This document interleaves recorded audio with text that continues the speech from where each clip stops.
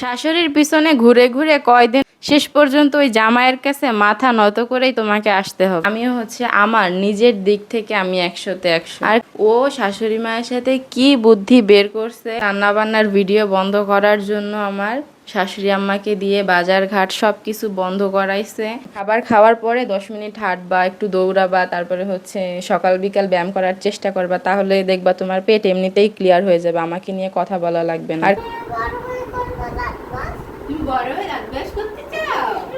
আচ্ছা আচ্ছা ঠিক আছে, দুইজনে করো, তুমিও করো তুমিও করো, ঠিক আছে? আচ্ছা ঠিক আছে। আসসালামু আলাইকুম। আপনারা কেমন আছেন?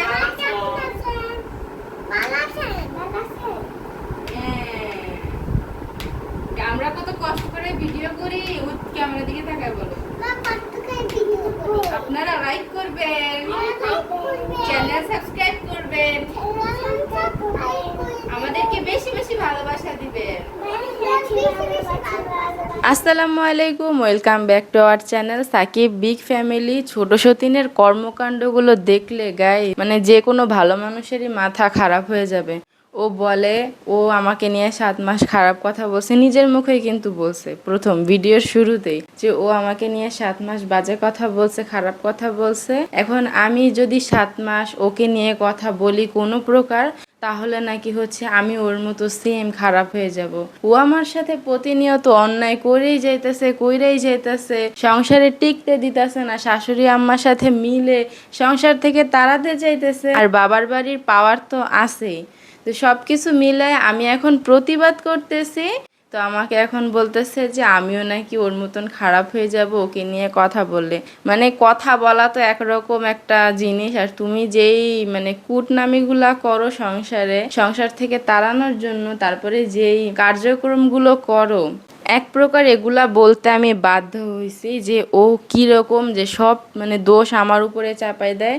আমি সব কিছু করছি, সব কিছুর ঝামেলা ওকে সংসার থেকে তাড়ানোর জন্য। কিন্তু দিন শেষে আমার চিন্তা ভাবনা ছিল যাতে ও ভালো থাকে, জামাইয়ের সাথে ওর জীবনটা নষ্ট না হয়। তারপরে ও আমাকে বলছে আমার মতন 100 খুশি জন্ম হলেও নাকি ওর সমান হতে পারবো না। ও রূপে গুণে, তারপরে খারাপ কাজ ভালো কাজ সব কাজে 100-তে 100, ধারে কাছে আমি যেতে চাই না। তো তোমার বর্তমানে যে অবস্থা, যে আচরণ, আমি তোমার ধারে কাছেও যাইতে চাই না। কিন্তু গাইস একটু পরে এটারও বিস্তারিত বলবো আপনাদেরকে সবকিছু। ও কিভাবে ও যে এইসব চিন্তা করে, খারাপ বুদ্ধি মাথার ভিতরে আনে আল্লাহ পাকি জানে। আমি গাইস রান্না বান্না করে ভিডিও রান্না বান্না করে তারপরে বাবুদেরকে নিয়ে ভিডিও আপলোড করি। ও শাশুড়ি মায়ের সাথে কি বুদ্ধি বের করছে আমার রান্না বন্ধ করার, আমার রান্নার ভিডিও বন্ধ করার জন্য। গাইস সংসারে বাজার আনা, তরকারি আনা সবকিছু বন্ধ করে দিছে, অনেক কিছুই নাই, এটা নিয়েও কথা বলবো। আর রান্না করার পরে আমি চুলা মুছি না, তারপরে রান্নার আশেপাশের কি অবস্থা করে রাখি যেখানে রান্না করি, তারপরে পানির ফিল্টারটা গাইস কেন চেঞ্জ করি নাই, আজকে সবকিছু আপনাদের সাথে বলবো। কিন্তু তার আগে দেখেন বাবুদের হাতে 2টা ব্রাশ। এই 2টা ব্রাশ নিয়ে কাহিনী অনেক বিশাল। কারণ এই ব্রাশের ভিডিওটা যখন ছোট সতীন আপলোড করে তার অনেক আগেই আমার তো ওই ব্রাশটা নিয়ে, পিঙ্ক কালারের গিটার ব্রাশ, অনেক সুন্দর দেখতে। তো ওই ব্রাশটা নিয়ে চলে আসে আমাদের রুমে, বাবাকে দেখায়, তারপরে আব্দুরকে দেখায়। আর আব্দুরও না গাইস কেমন আমাতুরের সাথে থাকতে থাকতে এখন ওর পিঙ্ক কালার যে এত পছন্দ, যে আমাতুর সবসময় পিঙ্ক কালার বলে, তো ও এখন অনেক বেশি পছন্দ করে পিঙ্ক কালার। ওকে যাই এনে দিব, কিছু এনে দেওয়ার কথা বললে বা কোনো কিছু বললে ও বলে কি ওকে নাকি এখন পিঙ্ক কালারের এনে দিতে হবে। তারপরে ওই ব্রাশটা দেখার পরে আব্দুর রহমান তো গাইস কান্নাকাটি শুরু করছে। ও তো একটু এমনি দুরন্ত বাচ্চা, ওকে আটকানো অসম্ভব। মাশাল্লাহ বলবেন, একটু দুরন্ত টাইপ, এই জন্য সবকিছু নিয়েই তার মতামত থাকে। কিন্তু যে গাইস এই ব্রাশটা দেখে তো আর কন্ট্রোল করতে পারতেছিল না, অনেক বেশি কান্নাকাটি করছে। এরপর বাধ্য হয়ে ওর বাবা ওকে একটা ব্রাশ এনে দেয়। ওই যে ওর হাতে দেখতে পারতেছেন সবুজ কালারের একটা ডাইনো, আর কি উপরে ডাইনোর একটা প্রিন্ট করা। এই ব্রাশটার দাম গাইস নিচে 280 টাকা। আমার তো মাথার উপরে আসমান ভেঙে পড়ছে। এতটুকু একটা ব্রাশ, তেমন কিছুই নাই ব্রাশের ভিতরে, তাও 280 টাকা নিছে ব্রাশটা। আর আমার ব্রাশটাও হচ্ছে নষ্ট হয়ে গেছিল গাইস, এই জন্য আপনাদের ভাই আমার জন্য একটা ব্রাশ কিনে আনছে। তো দুইটা ব্রাশের দাম নিছে 400 টাকা। গাইস ব্রাশ দিয়ে এখন ব্রাশ করা যাবে না, জিনিসপত্রের যেই দাম। এই ব্রাশটা পাওয়ার পরে হচ্ছে আব্দুর রহমান ঠান্ডা হয়েছে।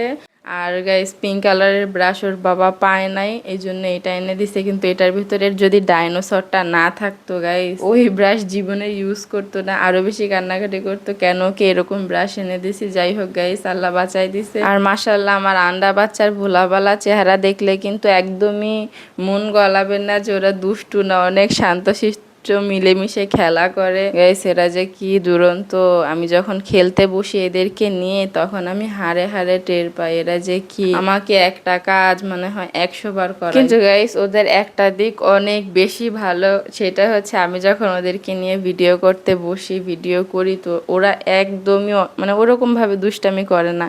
আমি যেটা বলি ওইটা শুনে, যেরকম ভাবে করতে বলি ওরকম ভাবে করে। তারপর নিজেরাই মনে করেন আগ্রহ দেখায় যে আম্মু আমি তোমার সাথে ভিডিও করব, ভিডিও করতে চাই, ওরা নিজে থেকেই বলে।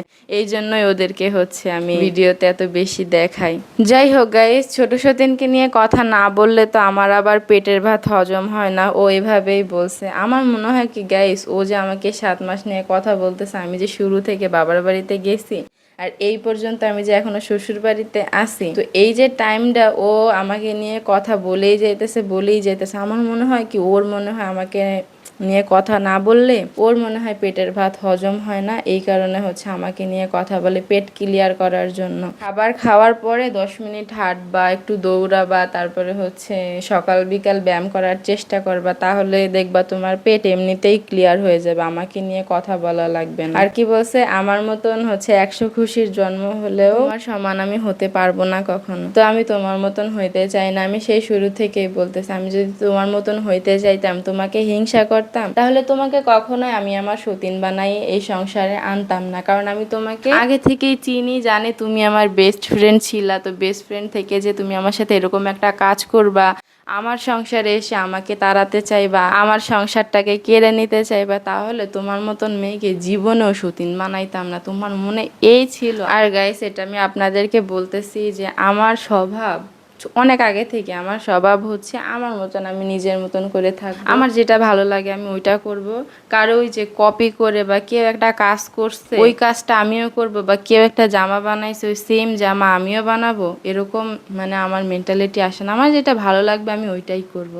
আমি কারো মতন হইতে চাই না। আমি যেরকম আছি এরকম আলহামদুলিল্লাহ অনেক ভালো আছি। আর তুমি হচ্ছে রূপে গুণে মানে সব দিক দিয়ে 100 হ্যাঁ ঠিক আছে, তুমি 100 থাকো, আমার কোনো প্রবলেম নাই। আমিও হচ্ছে আমার নিজের দিক থেকে আমি 100-তে 100। আর কি বলছে গাইস, রান্না বান্নার ভিডিও বন্ধ করার জন্য আমার শাশুড়ি আম্মাকে দিয়ে বাজার ঘাট সব কিছু বন্ধ করাইছে। ঘর সংসারে কিছু একটা নাই যে আমি রান্না করব। কোনো রকম ফ্রিজে 1-2 পিস পাঙ্গাস মাছ ছিল, ওইটা একটু রান্না করছিলাম। আর গাইস ছোট সতীন কাজটা কি করছে, নিচের দোকানে উপরের ফ্রিজে তো মানে আমাদের ঘরে যে ফ্রিজটা, ওই ফ্রিজে তো কোনো কিছুই নাই, পুরাই ফাঁকা। নিচের ফ্রিজে মাংস রাখা ছিল, ওই মাংস এনে আমাতুর আর ও স্যান্ডউইচ বানাই খাইছে। আব্দুর রহমানও তো এদিকে গাইস না খাওয়া, ওকে তো একটু দিলে পারতো, কিন্তু গাইস দেয় নাই। মানে ও নাকি বলে আব্দুর রহমানকে ও ছেলের মতো করে দেখে। আর আপনাদের ভাইয়াকে কিভাবে যে আমি বুঝি, আমি বলছি যে একটু বাজার করো বা কিছু একটা করো, উনি জিদ ধরে বসে আছে, তার উপরে কেন সব দায়িত্ব দিয়ে দিছে উনি হচ্ছে বাজার করবে না। তো উনি এইসব বিষয় হচ্ছে বিস্তারিত ব্লগ দিবে, কারণ ওরা যেই জবাবগুলো ডিজার্ভ করে আমি তো ওরকমভাবে কোনো কথা বলতে পারি না।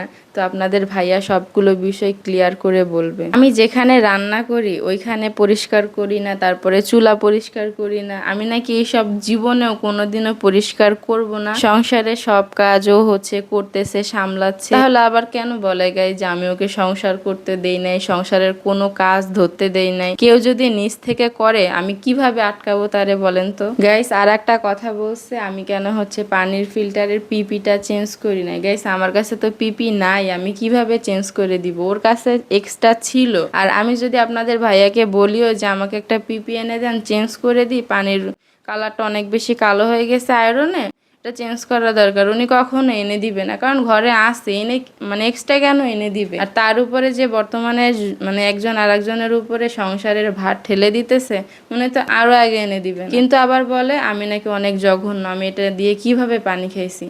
তো ওর কাছে পিপি থাকা সত্ত্বেও ও কিভাবে পানি খাইছে গাইস বলেন তো? কে এইখানে বেশি জঘন্য? আর আমাকে বলে আমি নাকি ভয় পাই, চুপ থাকি। আমার ভয় পাওয়ার কোনো কারণ নাই। তোমার সাথে হচ্ছে জামাইয়ের বিশাল বড় ঝামেলা লেগে আছে, তো তুমি চিন্তা ভাবনা করো, জামাইকে একটু ভয় পাও, বুঝতে পারছো? শাশুড়ির পিছনে ঘুরে ঘুরে কয়দিন হচ্ছে আমি করবা আর সংসারে অশান্তি করবা, শেষ পর্যন্ত ওই জামাইয়ের কাছে মাথা নত করেই তোমাকে আসতে হবে। আর তুমি যে স্বপ্নগুলো দেখতেছো না যে আমাকে এই সংসার থেকে বের করে হচ্ছে তুমি এই পুরো সংসারটা নিবা, তাই হচ্ছে ঘরের সব কাজ নিজের মতন করে করো, এই স্বপ্ন বাদ দাও। জামাই আমাকে জীবনেও ছাড়বে না। আমাদের ভালোবাসা কোনোদিনও তুমি ভাঙতে পারবা না, তাই সুন্দর করে সংসার করার চেষ্টা করো।